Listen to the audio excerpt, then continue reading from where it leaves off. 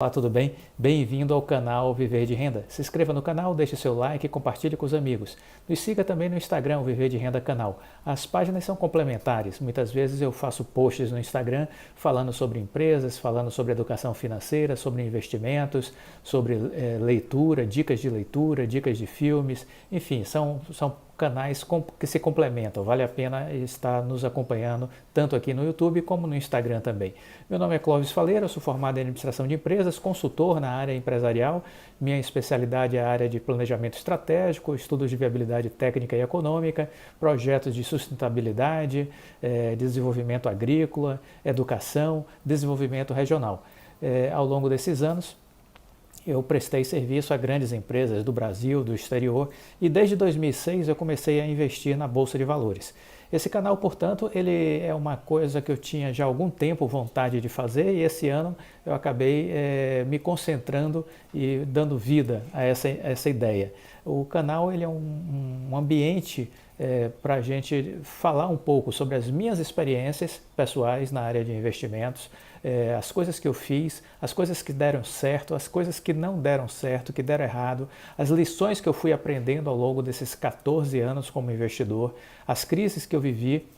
Eu vivi a crise de 2008, vi crises importantes acontecendo na Bolsa de Valores, e tudo isso eu compartilho com vocês para que vocês possam, de alguma forma, extrair alguns pontos dessa minha história, dessa minha trajetória, para fazer as análises de vocês, para vocês construírem as suas estratégias de investimentos e assim performar melhor. Eu não sou analista, de ações, eu não faço recomendações, mas de alguma forma eu acredito que a minha experiência possa ser útil para que você consiga construir estratégias e performar melhor os seus investimentos. Essa é a minha expectativa, esse é o meu propósito. Muito bem, para quem acompanha já a minha trajetória no canal, eu já contei aqui que eu quebrei na Bolsa em 2008. Eu comecei a investir, a minha história de investimento começa em 2006, e em julho, meados de 2006, em julho precisamente, comecei a investir, as coisas iam muito bem, só que aí em 2007 eu comecei a deixar de investir em empresas e passei a investir em papéis especulativos. Nessa época também eu acabei me alavancando, ou seja, alavanquei as minhas operações e ainda estava investindo em empresas especulativas. E por que aconteceu isso? Porque eu estava querendo ganhar dinheiro rápido. Eu estava querendo multiplicar o meu capital o mais rápido possível. Então eu achava que no mundo dos investimentos poderiam existir atalhos e que eu seria genial o suficiente para encontrá-los. Então por isso que eu fiz isso. E aí veio a crise do subprime americano, que foi a grande crise das economias mundiais, do mercado financeiro mundial em 2008, e com a crise eu fui apanhado exatamente nesse movimento, alavancado e com ações especulativas. Então o mercado mundial financeiro desabou e eu implodi junto, fui junto nessa tragédia. O que ficou de lição? Ficou de lição que não se deve especular, que não se deve comprar papéis especulativos. Quais são eles? São aqueles papéis muito baratos, que estão aí na faixa de centavos ou até 2, 3, 4 reais. São papéis que sofrem facilmente movimentos especulativos. A partir do momento que eles chegam já nos 4 reais em diante, aí já fica mais difícil. Mas abaixo de 2 reais, de 3 reais, as ações que têm valores nesse preço, nesse patamar, sofrem muito os movimentos de especuladores, que fazem o papel subir rapidamente e ao mesmo tempo faz o papel cair rapidamente. E pega muitas vezes os desavisados, que entram na euforia achando que aquilo ali é um foguete, que ele vai chegar atrasado, mas que ainda dá tempo de embarcar, só que aí o foguete já está sendo programado para despencar lá de cima. E é o que acontece com muitos dos investidores afoitos e, sobretudo, com pouca experiência no mercado de ações. Eu aprendi tudo isso na prática, eu aprendi vivendo, ninguém me ensinou. Porque quando eu comecei a investir, Comecei a ler, comecei a buscar orientações, mas trabalhava com a corretora do banco na época, não havia por parte do banco nenhum aconselhamento, nenhuma orientação. O meu gerente de banco sabia menos do que eu, entendeu? Com pouco tempo que eu estava estudando, eu sabia já mais do que ele. O gerente de banco definitivamente não é um assessor de investimentos, esqueça que ele existe. Tudo que ele lhe aconselhar são péssimas opções de investimento e por aí vai. Então, eu acabei aprendendo da pior maneira. Mas eu costumo dizer o seguinte, que a minha quebra na Bolsa foi um grande MBA, foi uma grande pós-graduação que eu fiz, que eu aprendi na prática os perigos do mercado financeiro. E eu dou graças a Deus a isso. Eu nunca amaldiçoei os erros, eu nunca me culpei pelos fracassos e nunca fiquei chorando por eles. Obviamente, numa crise como essa que eu vivi em 2008, você realmente, no final de 2007 para 2008, você realmente entra num processo depressivo. Eu conto isso aqui em 3 vídeos, vale a pena vocês pesquisarem no canal se ainda não assistiram, porque vem a depressão, vem até ideias de suicídio, entendeu? Isso é muito pesado, muito forte. Mas tudo isso foi aprendizado. Eu consegui dar a volta por cima. E já contei aqui numa série de vídeos que em 2011, no final de 2011, eu consegui chegar ao meu primeiro R$ 1.000.000. E consegui chegar a esse primeiro R$ 1.000.000 combinando uma série de fatores, né? Quais foram eles? Eu consegui avançar do ponto de vista de remuneração junto aos meus clientes, né, enquanto consultor. Eu consegui, vamos dizer assim, remunerações maiores enquanto prestador de serviço. Eu consegui também incluir nos meus contratos participação nos lucros e resultados por conta do meu trabalho gerado e dos ganhos que eu proporcionasse aos meus clientes. E isso tudo ajudou e muito para que eu começasse a recuperar a minha perda. Além disso, eu já contei aqui que eu tive a coragem de vender o único imóvel que eu tinha à época, um apartamento que tinha sido a herança de meu pai, e eu vendi esse apartamento, era um apartamento de 2 quartos, sala, dependências, e eu vendi ele e todo o dinheiro eu cheguei, na época foi R$ 100.000, dinheiro da época, e eu investi de novo na Bolsa de Valores. Eu voltei para a Bolsa de Valores. Isso foi uma coisa importantíssima para mim. E hoje eu já vi algumas coisas assim de atletas, né? Outro dia eu estava vendo uma entrevista da Maia Gabeira, que eu gosto, sou fã dela, e ela contando sobre aquela onda que ela pegou em Nazaré e ela quase morreu afogada, né? E que você fica em pânico, você fica pensando, quase morreu, e aí você fica pensando se vai ter coragem de voltar a surfar uma grande onda. E ela disse, olha, você tem que decidir rápido voltar para o jogo, né? E foi um pouco isso que eu pensei na época. Eu digo, eu preciso voltar para a Bolsa, não mais para especular, agora sim para escolher boas ações que pudessem performar bem. E aí pronto, aí eu voltei para a Bolsa, em 2011 eu consegui chegar ao primeiro milhão. Então nessa trajetória de 2006 para 2011, final de 2011, dezembro, ainda com a quebra aí que eu tive em 2008, que eu perdi R$ 120 mil que eu tinha, e ainda fiquei devendo para o banco 250 mil, né? Mas eu consegui em 5 anos e 5 meses chegar ao meu primeiro R$ 1.000.000. Mesmo com a quebra, eu consegui durante esse período de 5 anos e 5 meses, de julho de 2006 a dezembro de 2011, chegar ao meu primeiro R$ 1.000.000. Quando eu percebi que estava para alcançar isso, era a minha primeira meta quando eu entrei na Bolsa, eu disse, pô, eu preciso chegar no meu primeiro R$ 1.000.000, não como um objetivo final, mas como um objetivo inicial. E aí eu fiquei eufórico, eu disse, poxa, eu tenho que celebrar isso, e essa é uma coisa também que eu sempre falo para as pessoas que eu conheço, celebre a vida, celebre as suas conquistas, não deixe para amanhã, né? Então, se você teve um grande resultado, se você teve uma grande conquista, celebre isso, viva a vida, né? Seja feliz, a vida é para isso, para ser feliz. E aí, nesse ano de 2011, eu fui para Bora Bora, fui conhecer Bora Bora, que era um sonho antigo, que eu tinha já um objetivo de ir lá, né? E aí eu realizei esse sonho em 2011.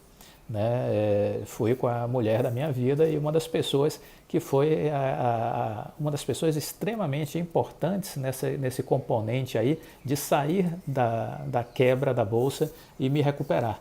Porque quando tudo parece difícil, quando tudo parecia impossível, aí ela surge no meu caminho e aí a angústia, a depressão, tudo isso vai embora e a gente acredita que vale a pena lutar e continuar a vida. Muito bem. De novo, o que é importante saber é que o que te leva a conquistar a sua independência financeira é uma combinação de coisas, não é uma coisa única, é uma combinação de fatores. O primeiro fator que fez diferença para mim foram os estudos, ok? Eu estudei e fiz universidade, eu fiz uma graduação, curso superior. Isso para mim fez toda a diferença, porque abriu para mim uma oportunidade, uma janela de oportunidade de conseguir trabalhar em grandes empresas. Uma pessoa que hoje termina um curso de administração, de economia, de engenharia, de medicina, tem a oportunidade de ganhar excelentes salários, mesmo recém-formado. Então essa é a realidade do Brasil e essa é uma realidade em muitos países também. A graduação universitária faz diferença, abre portas para as pessoas, te coloca num outro patamar. E isso aconteceu comigo. Quem sair hoje de uma faculdade dessa que eu citei, por exemplo, e for pegar programas de trainee, eu estava olhando, a Ipiranga estava com um programa de trainee de R$ 6.500 de remuneração inicial para um recém-formado. A Bunge pagando também R$ 6.500 para um recém-formado, saído da faculdade. Itaú, Safra, Ambev pagando para os trainees salários aí entre 5 mil e 6 mil reais. Então essa é a realidade do mercado brasileiro. Então não é uma utopia. Agora, óbvio, você precisa ter conseguido chegar ao seu curso de graduação. Então essa foi uma meta que eu tracei lá atrás, entendeu?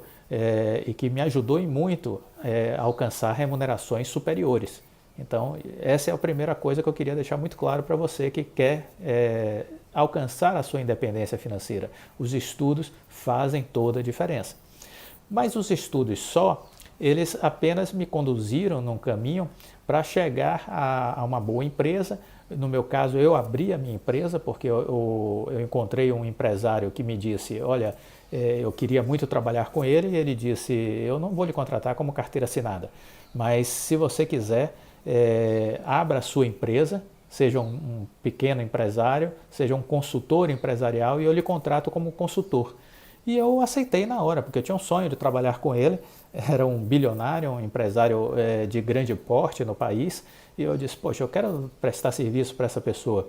E aí, rapidamente, eu tomei a decisão, levei aí o período para abertura da minha empresa e passei a minha vida profissional toda como consultor. Eu tive carteira assinada apenas na fase inicial da minha vida de profissional, né? Eu acho que eu fiquei só 4 ou 5 anos com carteira assinada. Depois disso foram 20 anos, mais de 20 anos como consultor, entendeu? Como dono do seu próprio negócio. Então isso fez a diferença também, essa coragem de abrir a minha empresa e de prestar consultoria. Com isso também eu consegui ter melhores remunerações, consegui ter participação de lucros também nos projetos que eu desenvolvia, consegui atender mais de um cliente em alguns momentos. Então às vezes eu tinha condições de atender a um cliente que era o cliente preferencial, mas eu conseguia entabular, vamos dizer assim, um segundo cliente para prestar um serviço que não me demandasse muito tempo, que eu pudesse fazer nas horas vagas, nos finais de semana, nas minhas noites, e assim eu agregava mais capacidade de geração de receita, porque isso é importante. Então, a educação é super importante, o trabalho é importante como um mecanismo de geração de receita, mas o trabalho e a educação, pura e simplesmente, não vão fazer você rico. Essa foi a constatação que eu cheguei quando eu tinha 36 anos. Eu disse, eu não vou ficar rico por conta da educação superior que eu tive e do trabalho que eu tenho. Eu não vou conseguir ficar rico. Porque eu estava na corrida dos ratos. Eu ganhava dinheiro e gastava. Ganhava dinheiro e gastava. E ainda me endividava para o mês seguinte. Então eu estava na corrida dos ratos. Isso não estava funcionando. E eu fiquei apavorado e eu disse, bom, eu preciso começar a investir.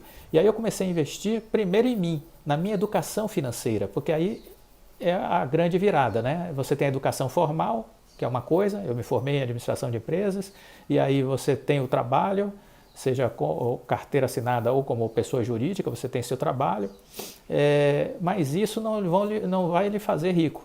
Então, qual foi a virada? A virada foi a educação financeira. Eu percebi que eu podia investir no meu conhecimento para conseguir economizar recursos, e aí uma grande mudança que aconteceu na minha vida foi me pagar primeiro.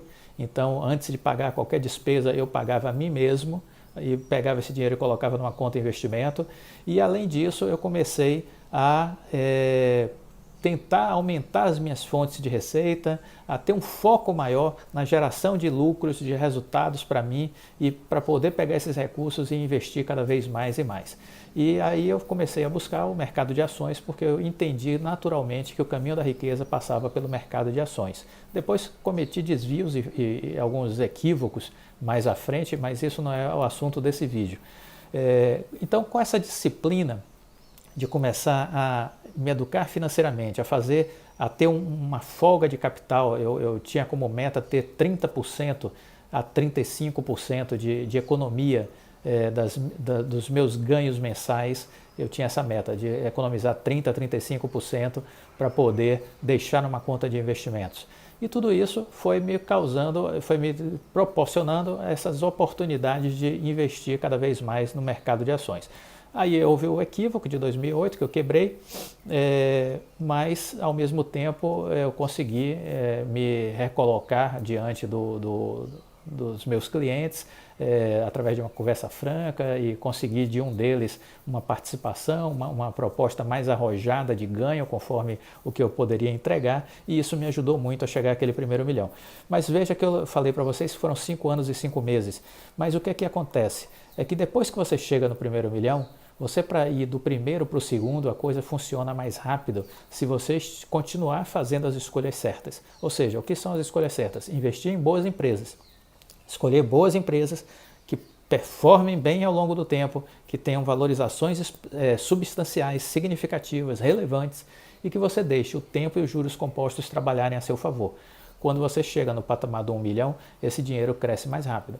Então, de dezembro de 2011 para dezembro de 2014, se passaram, portanto, 3 anos, e eu consegui atingir o meu segundo milhão de reais. Em 3 anos. Levei 5 anos e meio para fazer o primeiro milhão e cheguei no segundo milhão com 3 anos. Em dezembro de 2014, eu estava conseguindo chegar no meu segundo milhão.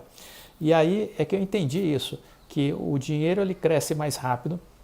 A partir do momento que você tem um montante maior, esse dinheiro vai crescer mais rápido, você vai levar menos tempo para você dobrar o seu capital, entendeu?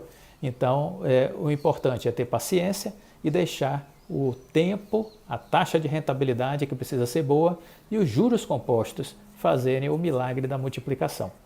Essas são lições que eu fui aprendendo na minha trajetória de investimentos. E aqui, enquanto investidor, é que eu estou querendo passar um pouco para vocês essa experiência, para que vocês percebam que é possível. Obviamente, há um caminho a ser seguido, há coisas que precisam ser valorizadas para que vocês também performem e cheguem lá, e cheguem até muito mais além do que eu consegui chegar, obviamente. A visão de longo prazo é fundamental, e em alguns momentos eu duvidei disso, porque aqui no Brasil os analistas de ações, de investimentos, eles estão sempre desaconselhando você se agarrar a uma determinada ação durante muito tempo. Só que o longo prazo é essencial para que esse dinheiro cresça, né? É essencial. Aqui eu tenho um dado que é muito interessante que eu queria compartilhar com vocês. Quem investiu em 1965 $1.000 com Warren Buffett, que é o maior investidor de ações do mundo, quem investiu em 65 $1.000 com ele, hoje tem 27 milhões de dólares. $1.000 em 1965 viraram 27 milhões de dólares nos dias atuais. E o Warren Buffett, ele diz o seguinte, olha, todo o meu investimento é em ações, ele não investe em mais nada, só investe em ações.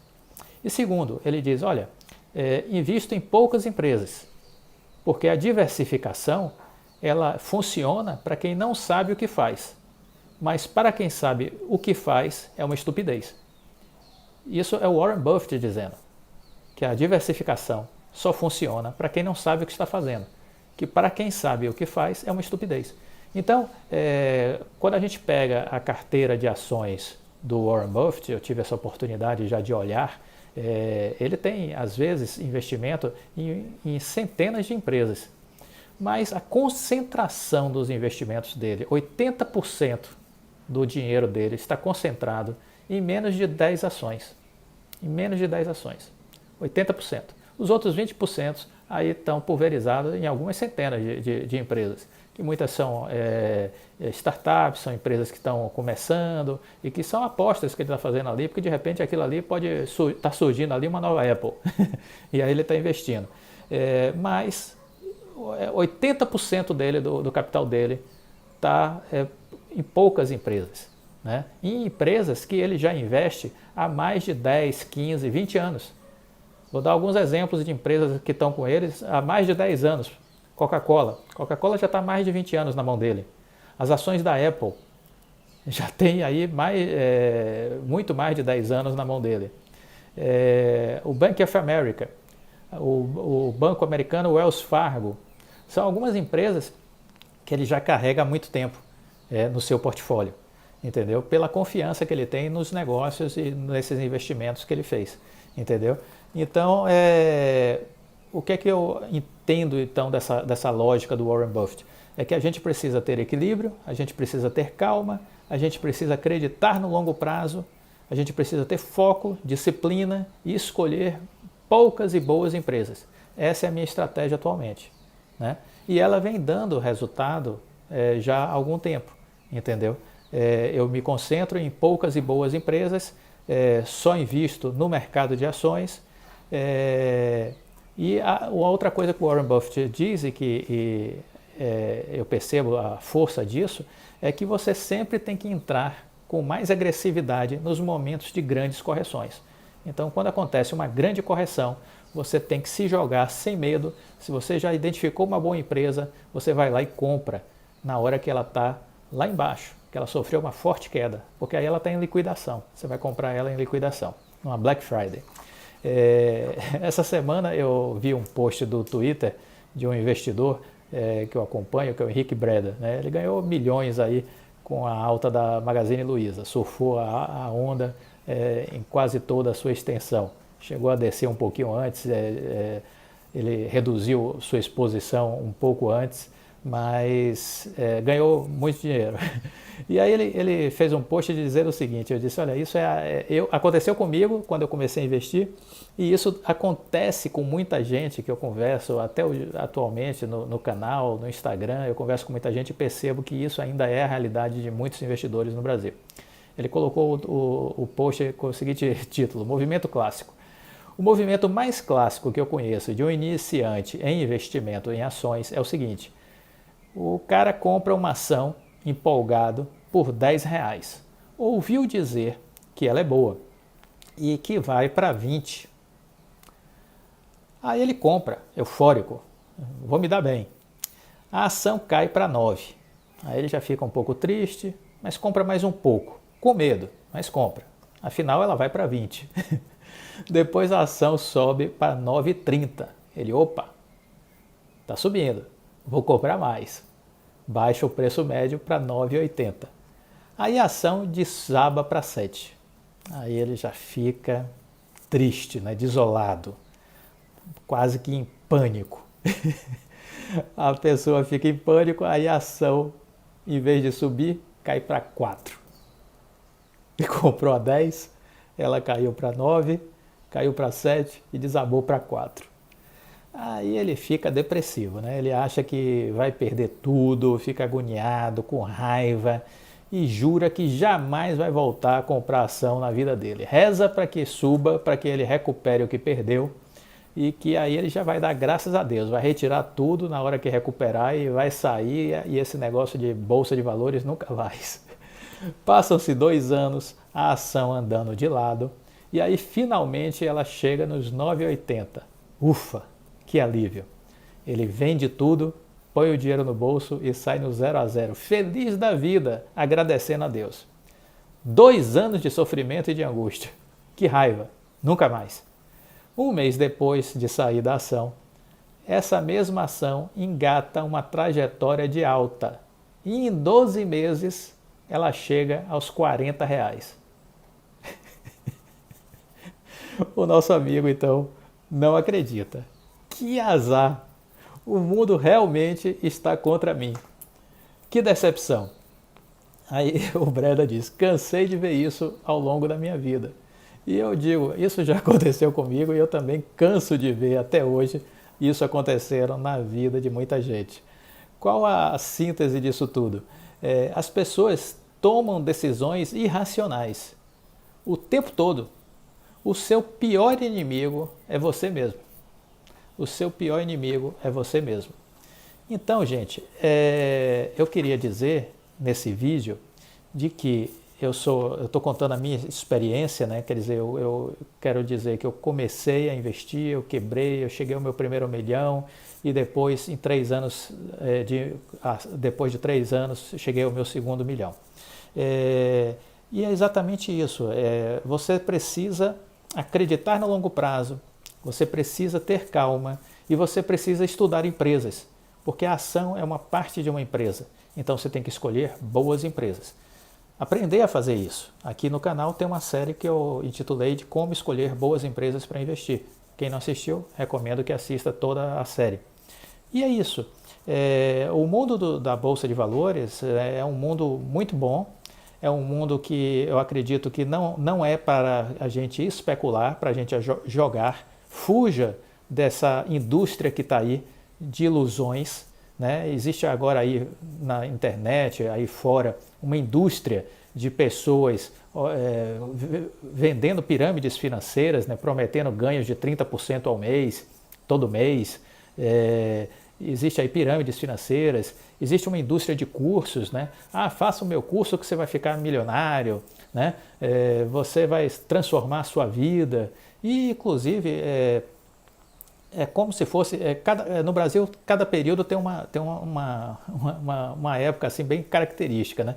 Houve uma época que foi a moda dos cursinhos pré-vestibulares. Né? Muita gente ganhou dinheiro e ficou rico sendo dono de cursinho pré-vestibular. Depois foram os cursos de concursos públicos. Né? Muita gente ganhou dinheiro sendo dono de curso de concurso público. E agora a moda é os cursos de investimento.